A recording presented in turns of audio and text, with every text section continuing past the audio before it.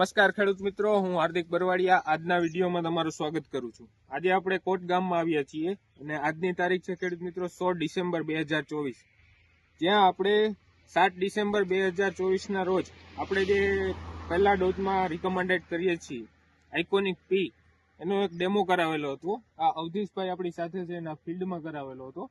તો આપણે આ અનટ્રીટેડ પ્લાન્ટ જોઈએ કેવું રિઝલ્ટ છે, નજીકથી બતાવજો। જો તંતુ મૂળનો વિકાસ નબળો છે આને કમ્પેરમાં, અને ખાસ કરીને બટાટાની પાકની અંદર જે ટ્યુબર બેસવાની ક્ષમતા છે એ ઓછી છે।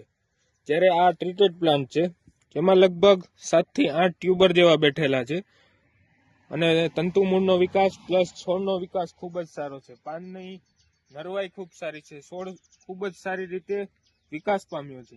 એટલે આઇકોનિક પી જે 12-58 12% નાઇટ્રોજન 58% ફોસ્ફરસ, જે ફોસ્ફરસનું કામ હોય છે જે ફળ બેસાડવાનું એટલે કે ટ્યુબર બેસાડવાનું, એમાં ખૂબ જ શરૂઆતના સ્ટેજમાં આપવાથી ખૂબ જ સારું રિઝલ્ટ આવે છે।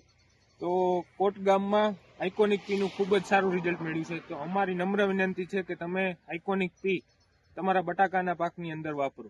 થેન્ક યુ, આભાર।